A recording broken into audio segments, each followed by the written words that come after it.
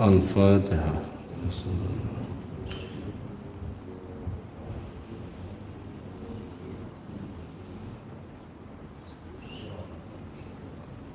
Al-Fatihah.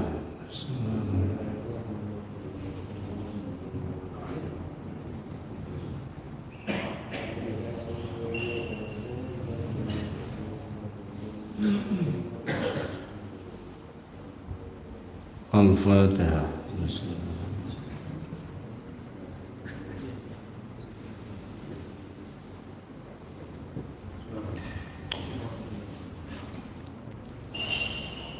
Rasa syukur kepada Allah Subhanahu wa Ta'ala,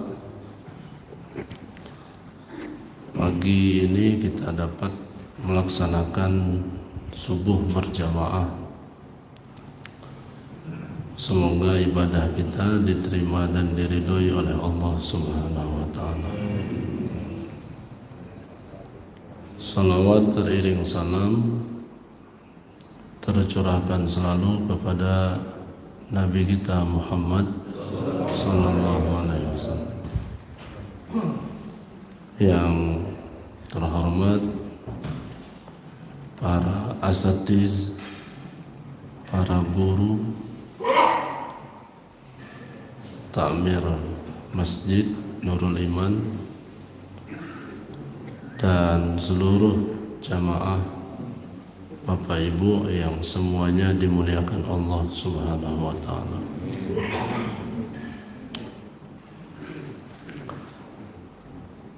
Bukti kalau saya jarang kesini itu 3. Pertama, kesasar.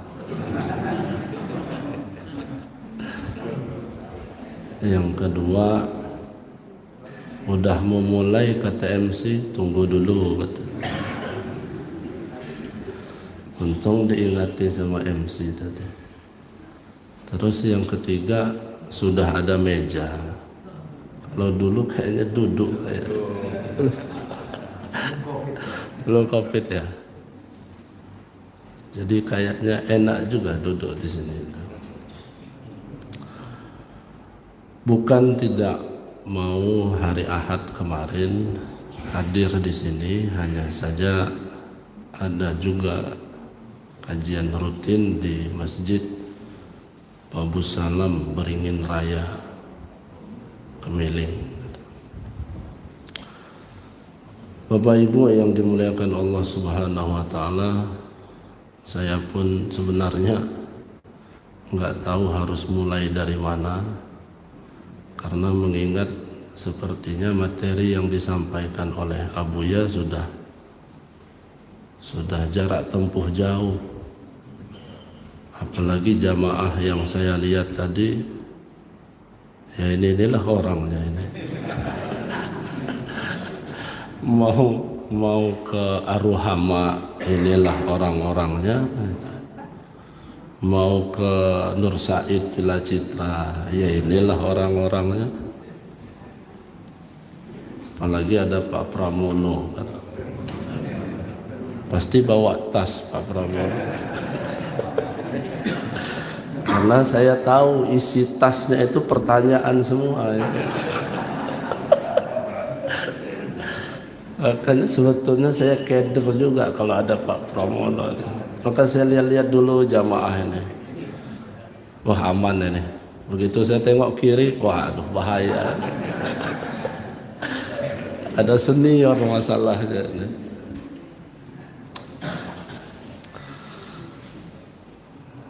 Barangkali ini sifatnya mengulang kaji lah gitu ya.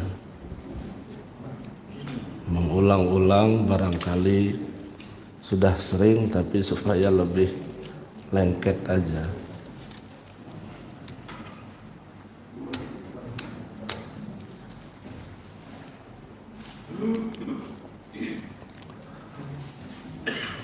Kenapa kita harus berjamaah, ngaji, berzikir, dan lain sebagainya?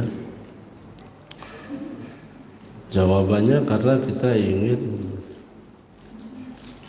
mempertahankan iman dan takwa. Apa sebab? Karena kenikmatan yang Allah berikan kepada kita semuanya adalah penting. Tetapi untuk memudahkan pemahaman,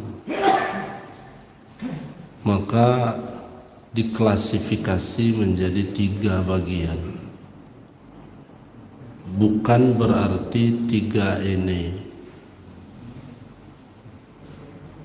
memiliki keutamaan satu sama yang lain, tetapi untuk mendekati pemahaman dan menambah keyakinan bahwa Maha benar Allah dan maha adilnya Allah. Pertama,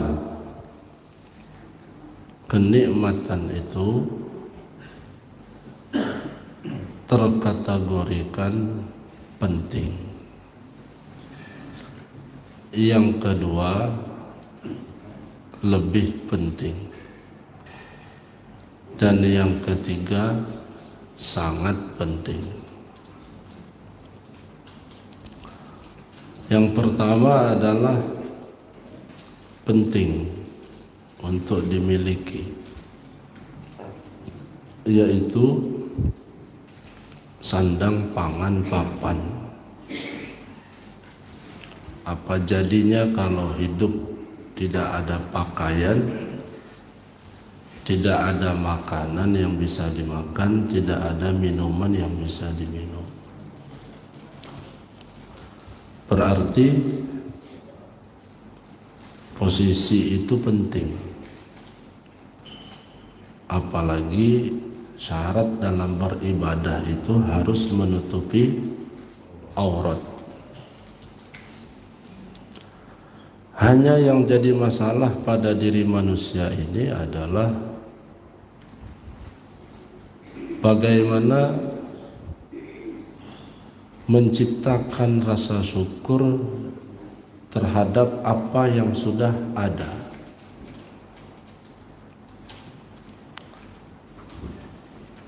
Karena menjadi orang yang pandai bersyukur sulit.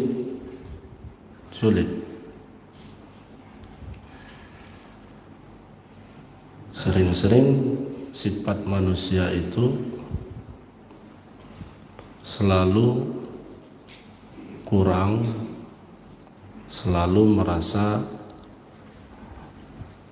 belum memiliki apa-apa. Karenanya perlu dibedakan ya, antara syukur dengan tawaddu. Tawaddu itu kalau tidak bisa ngolahnya, itu bisa jadi kufur nikmat.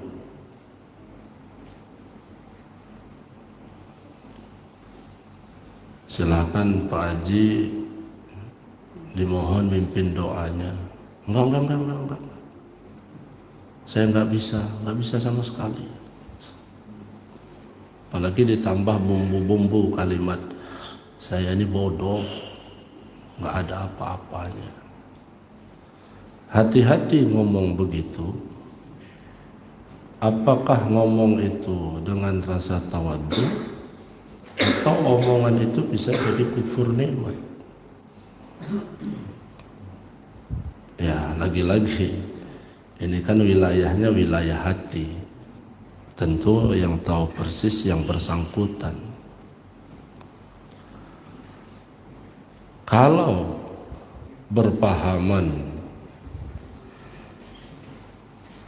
menerima dan sadar akan luasnya ilmu Allah dan masih ada hamba yang lain lebih dari kita, tetapi sadar ilmu Allah turunkan pada diri kita, barangkali itu masuk kepada ranah tawadhu. Tetapi kalau meyakini, menganggap dan merasa bahwa diri ini enggak punya ilmu sama sekali, yang padahal dikit banyaknya dia sudah ada pengetahuan, itu bisa jadi kufur nikmat. Itu. Maka disinilah pentingnya satu pemahaman.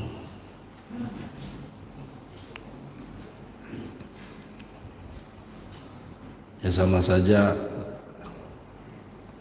pada bulan inilah, kan bulan ini masih bulan Rabiul Awal.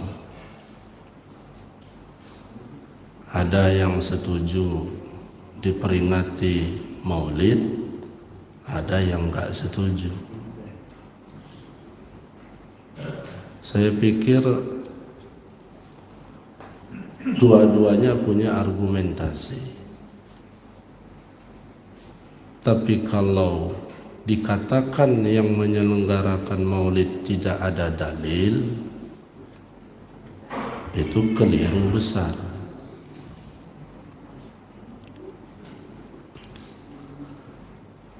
Yang enggak suka Maulid aja enggak paham kadang-kadang dasar asal usul bagaimana adanya Maulid. Semalam saya sampaikan di Masjid Jami Al-Yakin di depan BRI itu. Saya sampaikan enggak usah dulu deh pakai dalil nakli, pakai dalil akli saja perkara Maulid ini. Ini kampung apa namanya? Pengajaran. Umpama ada yang lahir di kampung pengajaran ini, ada yang lahiran, terus kita nyuruh anak kita, nak, beli buah karena ada yang lahiran. Berapa, mak? Gak usah banyak-banyak, 1 truk aja, 1 truk. Ya kan orang pengajaran kan kaya-kaya, amin gitu. Terus kamu beli kue 1 pickup. Emang untuk apa itu, mak? Karena ada yang lahiran. Gak usah anak sekolah ngejawab yang begitu-gituan mah. Orang yang paling bodoh di dunia saja, kalau ditanya kira-kira perbuatan itu baik apa jelek, beli buah, beli kue untuk yang lahiran, pasti akan menjawab perbuatan yang baik. Baik. Kenapa perbuatan baik? Karena mengekspresikan kebahagiaan. Diekspresikan begitu.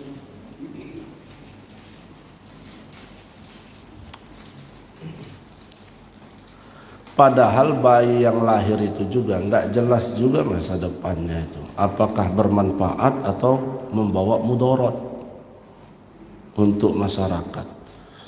Tapi walaupun enggak jelas, seneng aja karena ada yang lahiran, itu sudah dianggap perbuatan baik. Kok bisa dengan anak yang enggak jelas begitu perlakuannya, kenapa kepada Nabi Muhammad tidak bisa?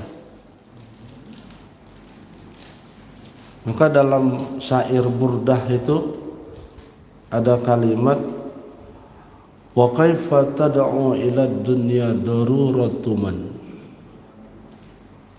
Bagaimana mungkin Nabi Muhammad itu akan terpukau dengan keindahan mutiara dunia, laulahu lam takhruj dunya minal adami. Kalau bukan karena Muhammad, kalau bukan karena Nabi Muhammad, tentu enggak mungkin ada dunia ini. Jadi adanya dunia ini karena adanya Nabi Muhammad. Ada pohon karena adanya Nabi Muhammad. Adanya lautan karena adanya Nabi Muhammad. Adanya bintang, adanya matahari manusia karena adanya Nabi Muhammad. Sebelum berwujud menjadi Nabi Muhammad, maka kita kenal dengan istilah Nur Muhammad. Ada satu kalam dalam hadis qudsi itu disebut khalaqtuka li ajli wa khalaqtul asya li ajlika. Khalaqtuka, aku ciptakan dirimu, li ajli, karena aku, wa khalaqtul asya, aku ciptakan alam ini, li ajlika, karenamu.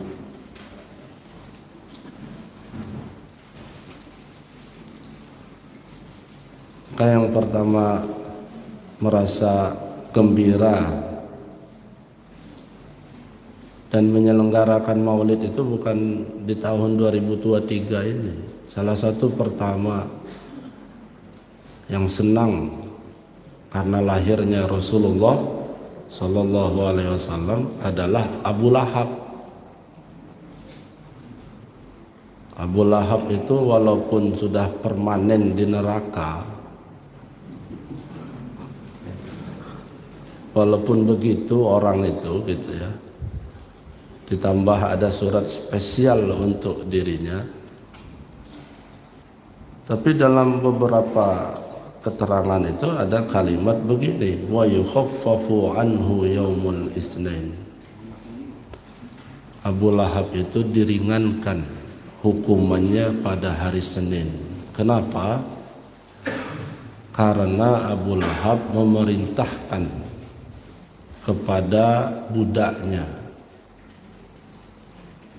di saat Sayyidatuna Aminah melahirkan Nabi Muhammad, kamu nggak usah ngurus-ngurus di sini, hari ini nggak usah sibuk-sibuk, pergi ke Sayyidatuna Aminah, bantu dia. Gara-gara senang keponakannya lahir, Abu Lahab itu kan pamannya, gara-gara senang Rasul itu lahir, wa yukhaffafu anhu yawman isnain. Nah, itu satu. Lalu gimana caranya supaya, balik lagi ke awal tadi, kita ini meningkatkan iman dan takwa? Karena iman takwa kita ini yazid wa yankus, kadang bertambah, kadang berkurang. Kalau mau ditimbang-timbang, kayaknya sih lebih banyak kurangnya daripada nambahnya. Begini, di depan ini kan ada handphone, disebut handphone Android. Handphone ini kenapa dia disebut dengan smartphone itu bisa berhubungan ke seluruh mancanegara di dunia maya. Berarti alamnya itu bukan alam Indonesia aja, bisa lagi yang lagi tren sekarang, alam Palestina sama alam Israel itu bisa dilihat itu. Apa kejadian di Belanda bisa dilihat. Tapi supaya bisa ada hubungan, supaya sinyal itu bisa terbuka, supaya internet itu bisa akses, kira-kira syaratnya apa? Syarat sederhananya pastikan kuotanya ada. Ini bergaya-gaya HP bagus tapi kuota habis. Yang nggak bisa akses internet. Kalau kuota habis supaya masih bisa internetan, opsi yang kedua dengan cara apa? Wifi. Cuma masalahnya wifi ini dimatikan tetangga. Kuota habis, wifi dimatikan. Gimana supaya bisa akses ke seluruh alam itu? Satu-satunya cara tethering. Tethering sama kawan yang punya kuota penuh. Nah, ngumpul-ngumpul begini, ngaji begini, berjamaah sholat, ini dalam rangka tethering. Mau pergi ke Arafah, mau minta talqin zikir, tethering itu sebetulnya itu. Mempertautkan. Karena sadar betul kalbu kita ini banyak penyakit. Nih saya tanya sama jamaah Nurul Iman ini. Ya, ini kajiannya kajian sederhana aja. Tapi walaupun sederhana jangan ditinggalin saya. Tetap Bapak Ibu harus dengar itu. Bapak Ibu ada hati enggak pagi ini? Saya tanya, ada hati apa enggak? Ada. Hatinya sehat apa sakit? Hah? Sehat apa sakit? Sehat. Sombong betul kayaknya. Sehat ya? Oke, sehat. Sampai hari ini masih enggak ada penyakit iri? Sombong. Udah 2 itu ya. Tersinggung. Pemarah. Bohong sama suami. Bohong sama istri. Masih. Apa lagi kira? Pelit. Masih pelit? Dikit. Nah, yang saya sebutin ini 7 ini. Ada itu. Ada enggak 7 tadi? Kalau ada 7 ini berarti parah jamaah Nurul Iman ini. 7-nya ini ada masalahnya penyakit ini. Kalau sudah parah enggak cukup zikir itu hanya 3 kali. La ilaha illallah. Terus tutup Sayyiduna Muhammadur Rasulullah. Model-model kayak kita ini kalau bisa lebih dari 165. Model-model kayak kita ini bukan servis ringan lagi, ganti blok kayaknya, mesti dilemer. Oh, persis. Karena itu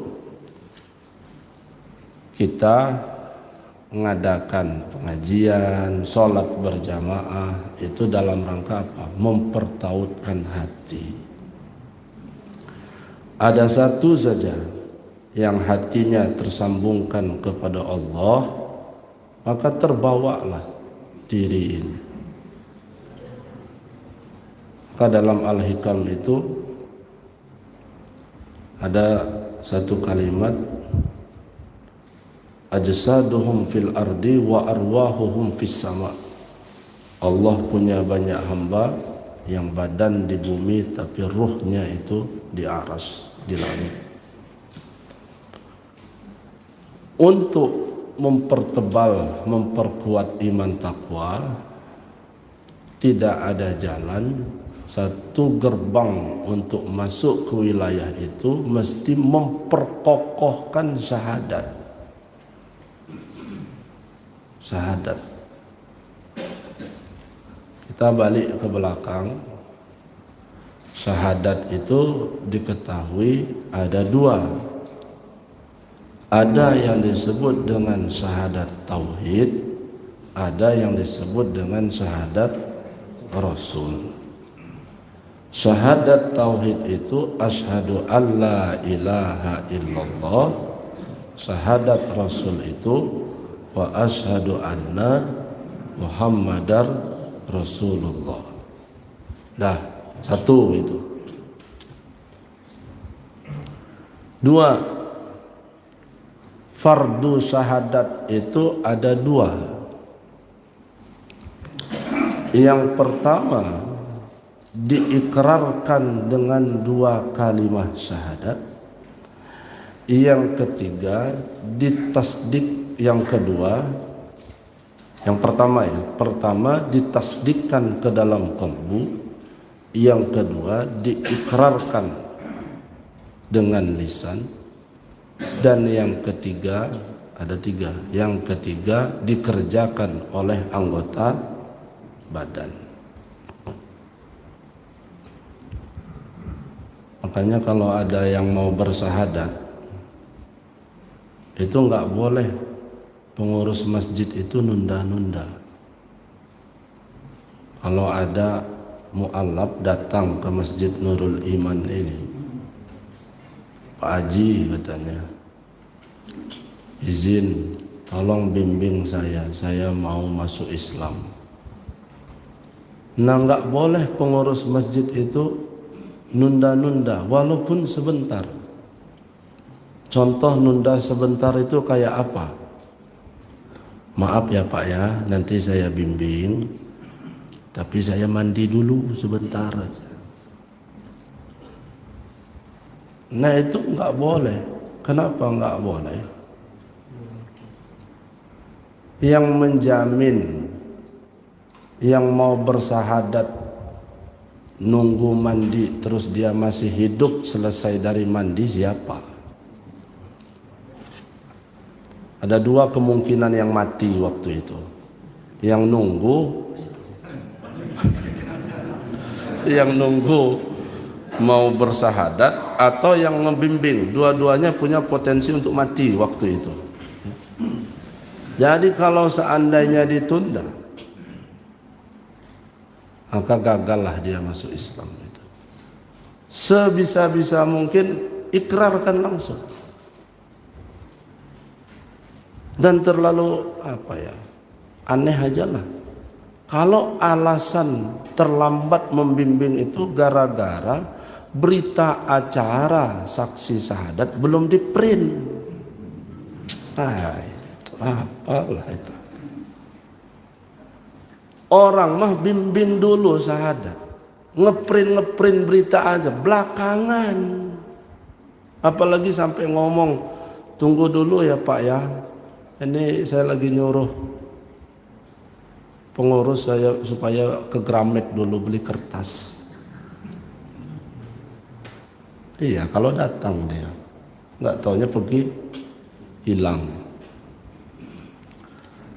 Bapak Ibu kenal dengan Profesor Abdul Qadir Muhammad nggak? Mungkin ada yang kenal kali ya. Itu salah satu beliau diapresiasi oleh kepolisian itu. Salah satu materi yang dia sampaikan di hadapan polisi itu begini. Bapak-bapak polisi, kalau mau nembak maling yang susah ditangkap, jangan dulu nembak ke atas baru nembak maling. Kalau nembak ke atas dulu, kata dia, maling kabur duluan. Caranya, kata profesor itu, tembak dulu maling itu, kenain dulu, baru tembak ke atas. Makanya polisi itu senang dengan pemikiran brilian dia itu. Tembak dulu malingnya, kalau maling itu susah ditangkap, baru tembak ke atas. Nah begitu pula syahadat itu bisa juga begitu. Bimbing dulu orang itu syahadat, berita acara ya belakangan gitu. Kalau 2 jam sibuk nyari berita acara, iya kalau dia mau syahadat lagi. Nah, jadi pembagian syahadat berapa tadi? 2. Ada syahadat tauhid, ada syahadat rasul. Fardu syahadat ada 3. Tasdik dalam kolbu, ikrar di lisan, kemudian dikerjakan oleh anggota badan. Syarat syahadat yang ketiga sekarang. Pertama, ditasdikkan maknanya ke dalam hati. Tapi kalau untuk mu'allaf masuk Islam ya sudahlah, asal dia ikrar, kemudian dia yakin, percaya, sadar, paham ya sah. Gak usah pula nunggu mu'allaf itu fasih betul bacaan. Kata yang mu'allaf shin pak, shin akhirnya 3 hari nggak bimbing. Kata Pak Haji itu, yaudah kita belajar tajwid dulu. Jadi kalau seandainya mu'allaf itu nggak pasti amat, ya sudahlah, sah gitulah. Ngapa susah-susah amat? Yang penting dia sudah diulangi beberapa kali, 3 kali. Pak, kata dia. Udah ulang-ulang nggak bisa-bisa, ya sudah, nggak usah pula nemen-nemen amat. Kita ngomong illallah, kata dia, illallah, kata dia, illallah, kata dia. Bisa nggak Pak nyebut? Bisa, kata dia, illallah. Ya sudah, kalau nggak juga fasih-fasih amat, ya sudah, hukumi nilai bahwa itu sah gitu.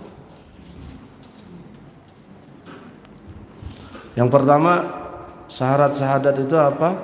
Ditasdikkan maknanya ke dalam hati. Nah ini agak masuk lagi, agak ke dalam ini. Kayak apa mentasdikkan makna ke dalam hati itu? Maka menerjemahkan syahadat tauhid itu nggak usah ditambah-tambah, nggak usah pakai aksesoris segala. Asyhadu an la ilaha illallah diterjemahkan, aku bersaksi bahwa tiada Tuhan yang wajib. Nggak usah pakai wajib segala. Kalau terjemahannya sudah pakai wajib, nanti keluar mafhum. Ada yang mubah, ada yang sunnah, gitu. Ada yang makruh. Udahlah, lurus aja, lempeng aja. Aku bersaksi bahwa tiada Tuhan kecuali Allah. Udah gitu. Ini kan kadang-kadang suka ditambah-tambah. Tiada Tuhan kecuali Allah. Maka itu seringkali disebutkan oleh guru-guru kita dengan kalam yang begitu, bahwa itu baru ranah terjemah, belum masuk kepada makna syahadat. Makna dari syahadat itu adalah tiada yang lain, yang ada hanya Allah. Enggak ada yang lain, yang ada hanya Dia. Makanya pemahaman apa? Alladzina idza asabathum musibah qalu inna lillahi wa inna ilaihi rajiun. Yang namanya kembali kepada Allah itu 3 dimensi.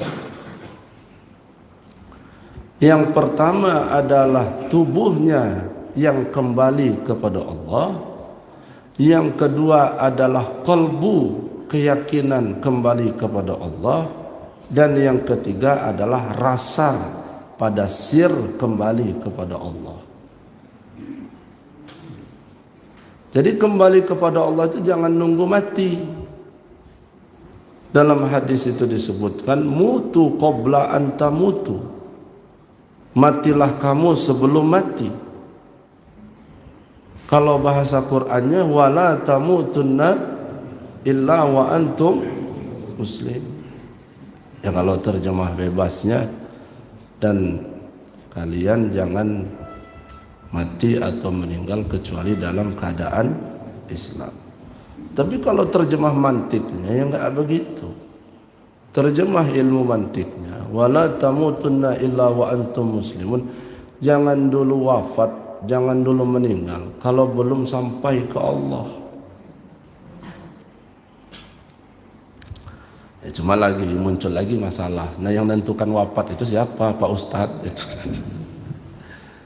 Ya, pokoknya udahlah, dengerin aja dulu pokoknya itu.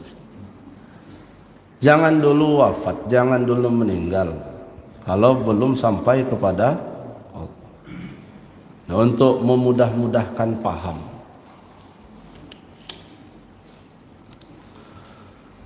tubuh, apa indikasi tubuh itu kembali kepada Allah?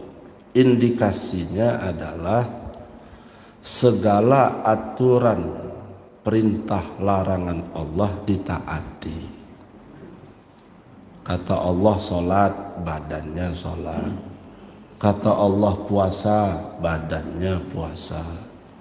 Kata Allah zikir, zikir. Kata Allah berbuat baik, berbuat baik. Dan segala macam. Kata Allah jangan judi, ya jangan judi. Jangan maling, ya jangan maling. Kalau tubuh bisa mengerjakan itu, berarti sudah satu indikasi kembali kepada Allah. Wah, nggak mungkin Pak Ustadz, kayaknya kita bisa mengerjakan. Apalagi model-model kayak kita. Maka ada definisi takwa itu, apa bunyinya? Yang disebut dengan takwa itu imtisalu awamirillah wajtinabu nawahihi, menjalankan semua perintah Allah dan menjauhi semua larangannya. Nah, hari ini definisi itu dikritik, Pak. Sederhana kritikannya, ya nggak apa-apa. Dalam ranah pengetahuan yang begitu itu kan biasa. Apa kritikannya? Memang sederhana betul kritikannya. Logika berpikirnya, apa bisa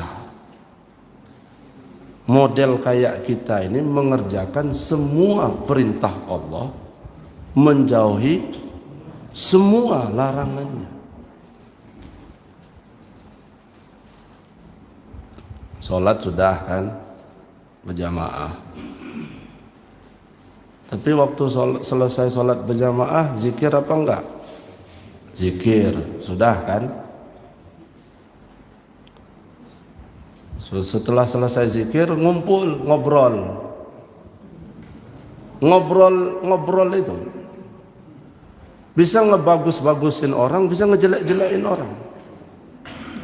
Jadi di satu sisi sudah melakukan kebaikan, kemudian di sisi berikutnya melakukan keburukan. Makanya selesai sholat itu kita diajarkan baca astaghfirullahalazim. Logikanya istighfar itu kan bagi berbuat dosa. Ini kenapa selesai sholat kok disuruh istighfar? Kayak enggak nyambung gitu. Kalau habis melakukan kejelekan atau kejahatan gitu ya, disuruh istighfar, agak rasional lah gitu. Ini baru saja melakukan kebaikan kok disuruh istighfar. Maka jawabannya adalah jangankan di perbuatan jelek, dalam perbuatan baik pun kita ini ada celah untuk melakukan kejelekan. Contoh sholat. Sholat itu baik apa jelek? Baik. Tapi ada nggak potensi berbuat tidak baik dalam sholat? Ada. Mana contohnya? Ngomongin imam, Kalau sholatnya sih baik, cuma ngomongin imam itu nggak baik. Ah, saya nggak ngobrol Pak Ustadz sama kawan ngomong. Iya, ngobrol enggak, tapi di hati. Gila imam ini lagi yang tampil. Bisa hati itu ngomong begitu? Apa enggak ada imam yang lain tah kecuali? Nah. Berarti dalam berbuat baik pun masih ada potensi tidak baik. Nama betul kata dia tumak ninah. Nah kayak ngaji ini. Ngaji ini baik apa tidak baik? Baik. Tapi ada nggak potensi tidak baik? Banyak. Salah satunya ngomongin yang ngomong. Ya ini mewakili saja, mewakili perasaan aja. Mungkin kata jamaah begini, itu mah udah dia sampaikan sama Buya, ngulang lagi. Berarti ada potensi tidak baik. Apakah berlaku bagi yang mendengar saja? Enggak. Termasuk yang ngomong ada potensi tidak baik. Salah satunya adalah memikirkan amplop. Semalam di Al Yakin segini, kira-kira kalau model masjid ini berapa ya? Nah itu potensi tidak baik. Makanya coba dites sekali-kali yang ceramah di sini, nggak usah dikasih amplop.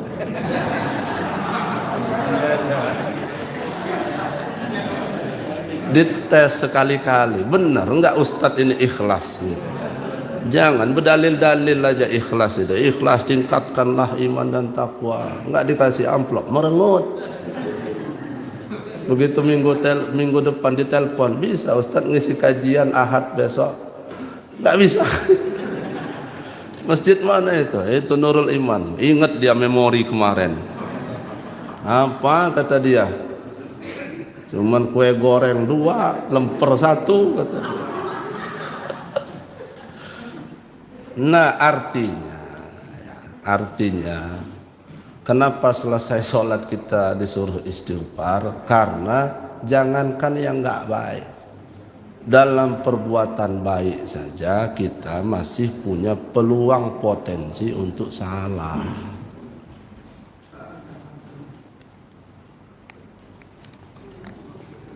Ini saya mau ngulang-ulang contoh, walaupun udah sering didengar sama sebagian ini. Tapi jangan cerita-cerita. Jangan apa, satu seperguruan jangan buka jurusnya. Kalau di sini pasar tempel yang dekat itu di mana? Ya umpama pergi ke mana?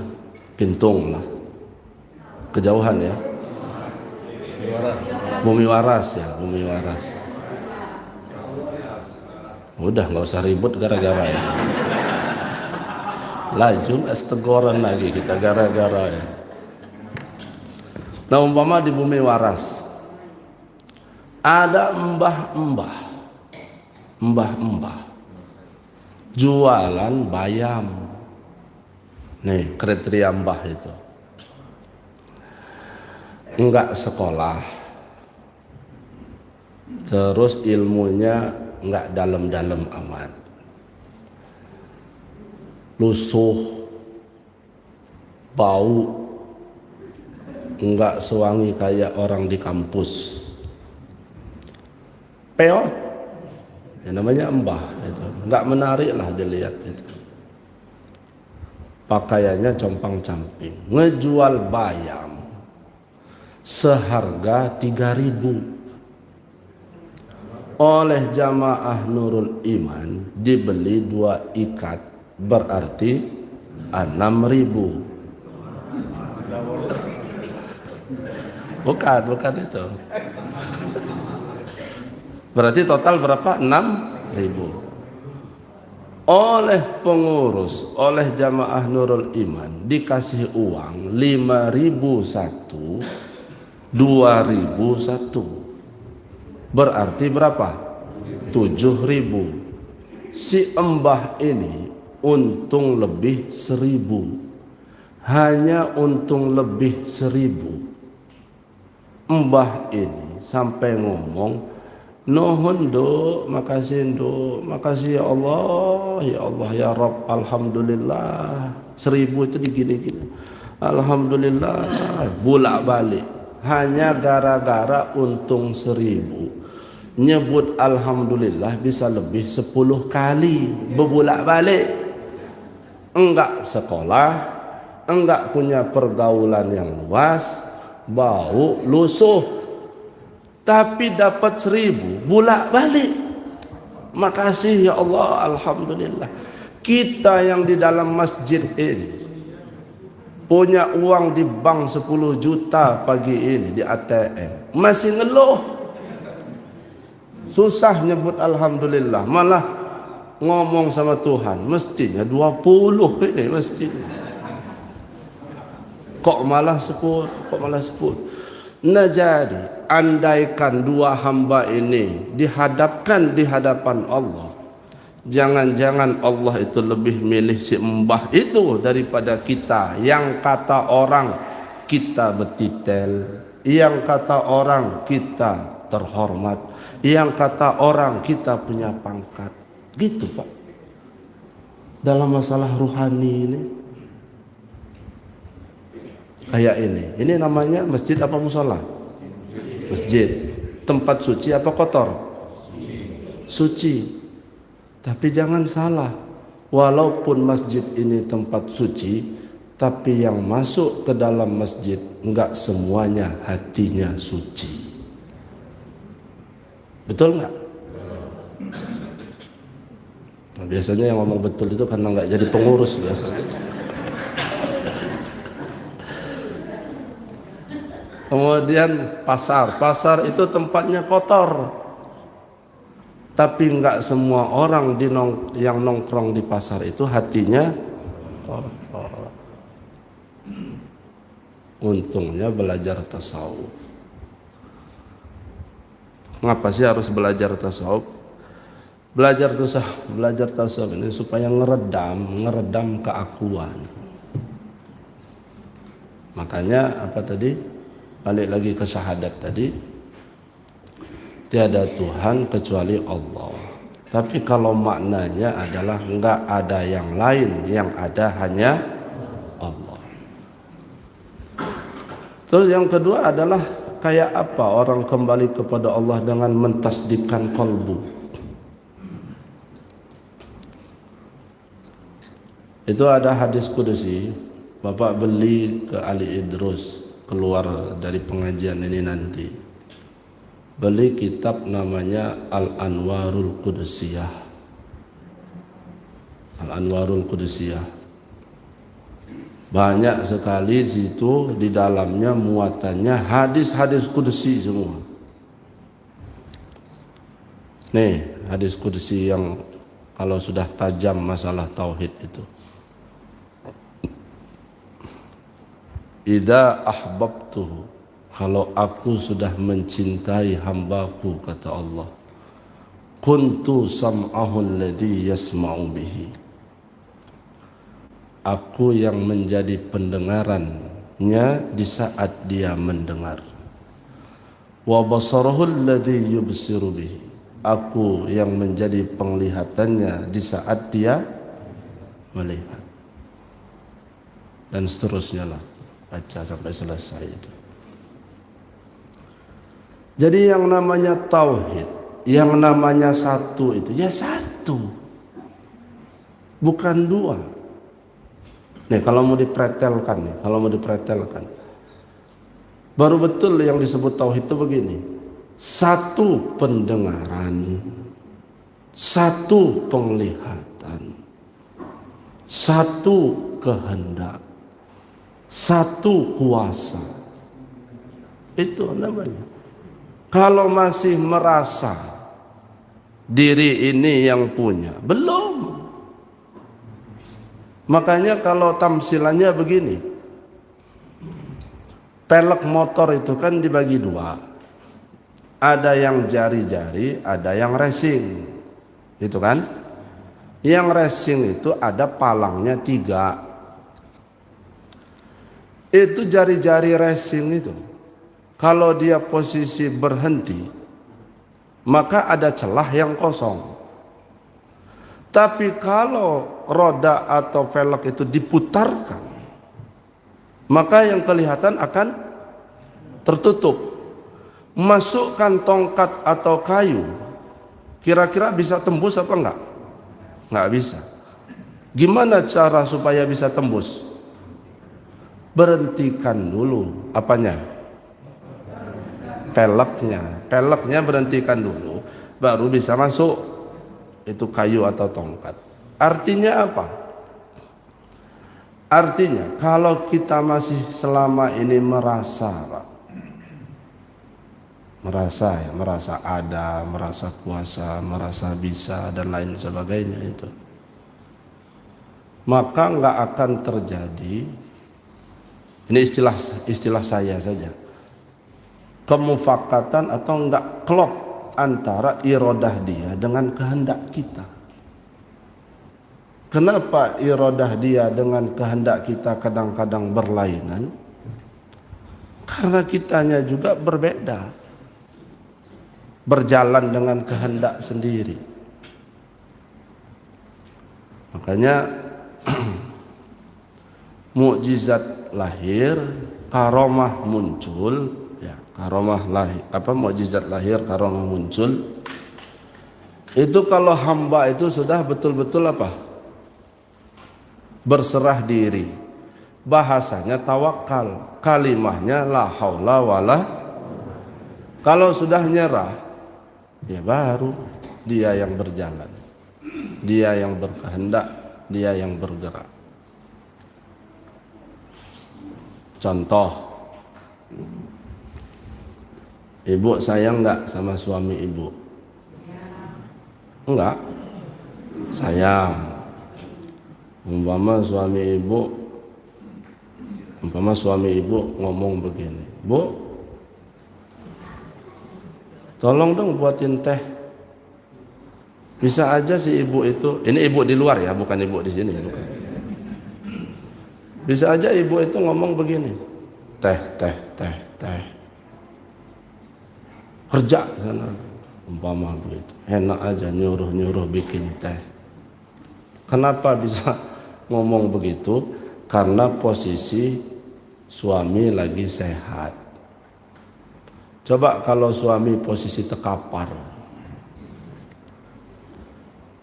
diranjang itu seminggu, nggak usah lama-lama, tapi nggak bangun-bangun, pasti yang keluar bukan perintah dari suami, tapi yang keluar adalah penawaran. "Bapak mau apa? Mau teh? Enggak. Bubur? Enggak. Lontong sayur? Enggak. Sate Padang? Mau." Bingung ibu itu. "Pecel?" Enggak. "Mau nikah lagi?"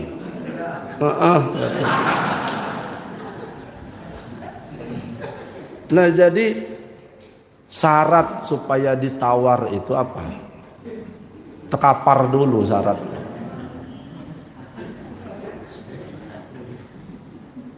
Bisa belah lautan Nabi Musa, tidak mempan dibakar api Nabi Ibrahim, bisa menghidupkan orang yang sudah meninggal, bisa bicara. Jangan dibayangin itu posisi kuasa betul, enggak. Ketika di posisi nyerah, ketika di posisi lemah, maka kalam yang mungkin Buya sering sampaikan begini: ketika engkau lemah, sesungguhnya kuat. Ketika dirimu tiada, sesungguhnya ada. Itulah pokoknya. Terus yang ketiga kembali kepada Allah itu sir rasa.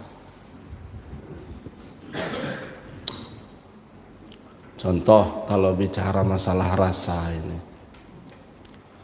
umpama jamaah Nurul Iman ini ada swalayan luas betul. Kemudian Bapak Ibu mempekerjakan pegawai. Dari sekian banyak pegawai yang kerja di situ, cuman satu pegawai yang beda, lain dari yang lain. Kalau pagi dia datangnya pagi betul, kalau pulang sore pulangnya sore betul. Kalau ada lampu mati dia ganti, kalau Bapak Ibu pulang itu disambut. Pokoknya pegawai ini lain dari yang lain lah. Tiba-tiba ada orang belanja, Mas, ini harga lampu berapa? 100.000. Ya sudah, beli.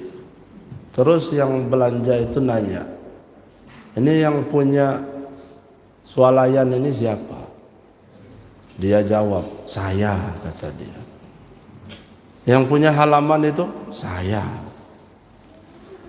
Yang punya ruko di pojok itu punya saya.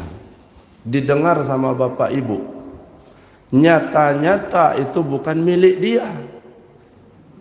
Akhirnya berubahlah hati ibu kepada dia. Pasti jadi enggak suka.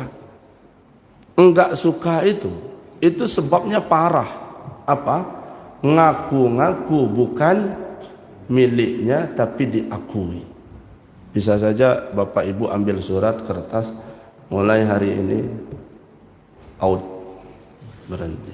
Gara-gara apa? Karena gara-gara mengaku-akui. Nah, kalau dicontohkan kepada hubungan kepada Allah, nah kena pecat semua nggak kayak gini. Maksudnya begini, apa sih susahnya bagi pegawai itu ngomong begini, Pak, ruko itu milik Bapak itu. Swalayan ini milik Bapak itu, halaman ini milik Bapak itu. Apa sih pegawai itu susahnya ngomong begitu? Nah, hari ini kita ngaji sampai bertahun-tahun, sebetulnya sedang menyadarkan diri supaya bisa begitu. Apa sih susahnya bagi jamaah Nurul Iman ini ngomong begini, penglihatan ini milik Allah, pendengaran ini milik Allah, kuasa ini milik Allah, kehendak ini milik Allah, ilmu ini. Mau ngomong kayak gitu, Pak, mau sadar begitu, itu butuh bertahun-tahun. Nggak bisa bim salah bim. Yang ada juga adalah keakuan diri. Makanya kalau orang itu bersama dengan Allah, bersama ya, maka selalulah Allah itu disertakan di setiap pembicaraan. Dah, dikit lagi. Rukun syahadat itu ada 4. 1, mengisbatkan zat Allah Ta'ala zat wajibal wujud. 2, mengisbatkan sifat Allah Ta'ala sifat kamalat, sifat yang sempurna. 3, mengisbatkan af'al Allah Ta'ala memberi bekas dan yang berlaku dalam alam ini adalah semua perbuatan Allah. Mengisbatkan kebenaran Rasulullah dan Muhammad itu benar-benar pesuruh Allah. Yang membinasakan syahadat, 1, syak hati kepada Allah. 2, menduakan Allah. 3, menyangkal diri dijadikan Allah. 4, tiada mengisbatkan zat, sifat dan af'al Allah Ta'ala dan kebenaran Rasul.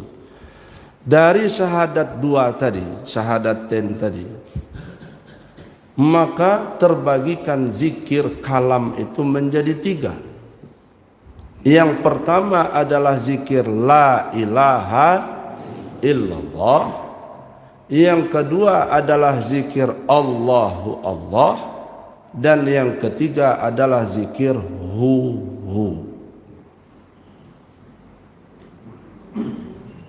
Nah, ini. Yang pertama zikir apa? La ilaha illallah. Dalah itu la ilaha illallah kan sudah banyak kupasannya itu. Maka la ilaha illallah itu begini Pak, nanti waktu husnul khotimah nanti, waktu sakratul maut nanti, itu bukan ujuk-ujuk tiba-tiba bisa nyebut la ilaha illallah. Yang ada juga dalam satu hadis itu, man kana la ilaha illallah akhiru kalamihi dakhalal jannah. Maksudnya kayak apa? Man kana la ilaha illallah akhiru kalamihi dakhalal jannah. Begini. Ini untuk mendekat-dekati paham saja. Di S3 itu kan ujian itu ada 5 ujian. 1 ujian seminar proposal. Yang kedua ujian kualifikasi. Yang ketiga ujian apa itu? Tertutup. Kemudian ada lagi ujian terbuka. Sebelum itu ada ujian kompre. Saya ulangi lagi. Seminar proposal, komprehensif, kualifikasi, tertutup, terbuka.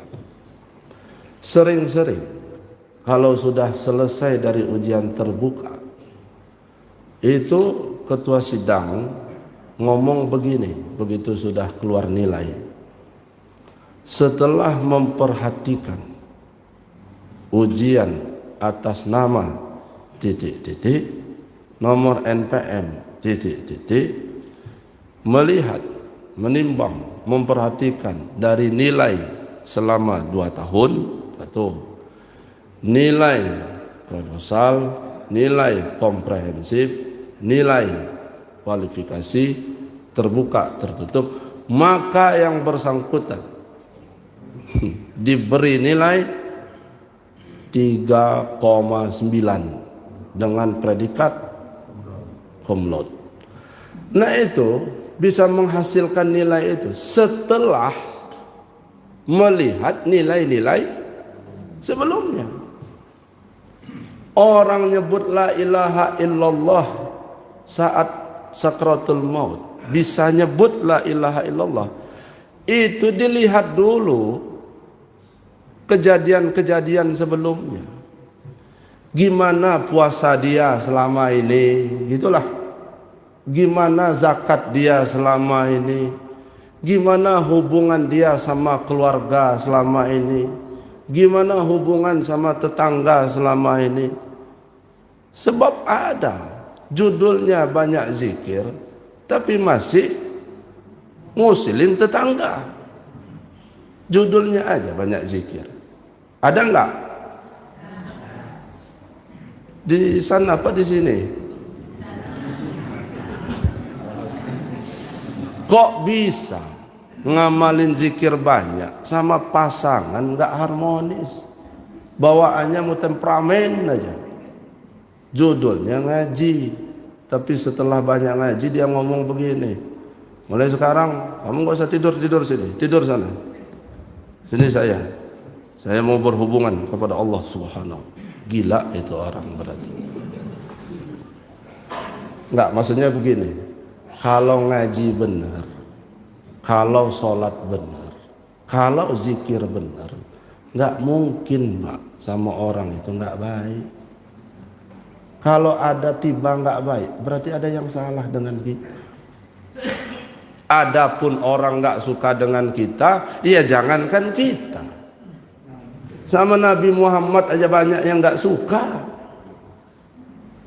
Jangankan kepada Nabi Muhammad, sama Allah aja banyak yang enggak suka.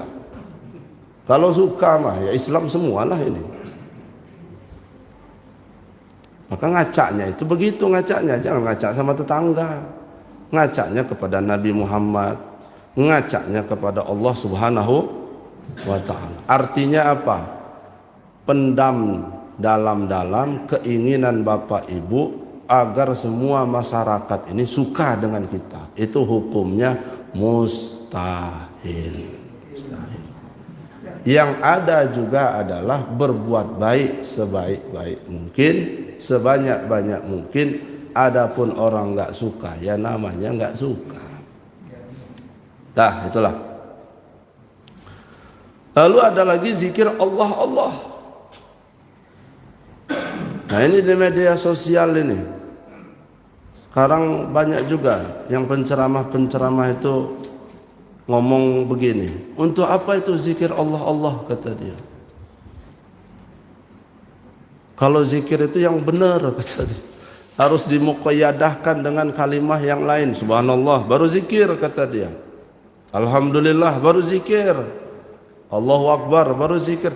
Itu zikir Allah Allah itu ngapain, kata dia. Berarti orang ini nggak ngaji. Nih, umpama besok Bapak Ibu jadi panitia dalam acara penting yang akan dihadiri 7 juta orang. Ini umpama ini. Berarti acara besok itu penting apa enggak penting? Penting. Tapi selesai pengajian ini nanti, ibu ditelepon, bapak ditelepon sama emak dari kampung. Nak, balik ke kampung besok pagi. Ada yang mau mak sampaikan. Penting. Berarti ada 2 kepentingan besok itu. Satu kepentingan ada acara dihadiri 7 juta orang. Kedua kepentingan dipanggil emak. Kira-kira bapak ibu pilih mana? Hah? Emak. Kalau ibu pulang kampung milih emak, berarti hebat betul emak itu. Satu nama emak itu bisa ngalahkan 7 juta orang. Kalau muhdas kepada muhdas saja bisa begitu, apalagi qadim kepada muhdas. Satu nama Allah itu bukan mengalahkan 7 orang, bisa menenggelamkan 7 lapis langit, 7 lapis bumi. Kalau orang zikir menyebut nama Allah, menyebut nama itu bisa menenggelamkan 7 lapis langit, 7 lapis bumi. La ilaha illallah itu zikir paling afdol, ya. Ragu-ragu? Enggak. Hadisnya sahih, ya. Tapi enggak jadi la ilaha illallah itu zikir paling agung kalau enggak ada Allah di situ. Coba dibuang Allahnya, jadi zikir la ilaha illallah aja. Allahnya enggak ada, enggak jadi pak agungnya itu. Berarti keagungan zikir itu ada kepada ismu zat. Ini contoh, ini tisu kan, tisu ini karena dia masih kosong, ini nggak ada hukum. Mau dibeginikan juga nggak ada masalah, mau dilempar juga nggak ada masalah, mau ditaruhkan di WC juga nggak ada masalah. Tapi kalau tisu ini sudah ada tulisan Allah, oh, jangan macam-macam dengan tisu ini. Karpet ini kosong, nggak apa-apa mau ditendang, mau diinjak, mau diduduki. Tapi kalau karpet ini sudah ada tulisan Allah, maka nggak bisa lagi diapa-apai. Kalau tulisan saja bisa membawa yang tadinya rendah menjadi mulia, apalagi kalau ada hamba Allah yang hatinya berzikir ismu zat di dalam. Mukaya semulia apalagi gitu. Nah, jadi artinya apa? Zikir Allahu Allah itu, ya kalau dalilnya ya banyak. Antara lain dalil kebolehan zikir Allah Allah itu. Yang pertama adalah qul huwallahu ahad. Khitabnya kepada Rasul, tapi mesti dimaklumi oleh semua mukmin, mesti mengikrarkan Allah. Yang kedua ada ayat berbunyi innamal mu'minuna alladzina idza dzukirallah wajilat qulubuhum. Apabila nama Allah itu disebut maka akan bergetarlah hati. Dah, titiklah itu. Adapun la ilaha illallah zikir dalam wilayah syariat, adapun Allah Allah zikir dalam wilayah thariqah, adapun hu ini domir sya'an adalah zikir dalam wilayah orang hakikat. Terakhir, maka la ilaha illallah hidangan untuk jasmani, Allahu Allah hidangan untuk kalbu, zikirhu itu hidangan untuk ruhani. Nah, titik sampai di sini. Paham nggak paham, telan aja itu. Kalau ada yang mau tanya silakan. Baik Bapak Ibu sekalian, terima kasih atas uraian-uraian yang telah disampaikan oleh Ustaz. Pada sesi kedua yaitu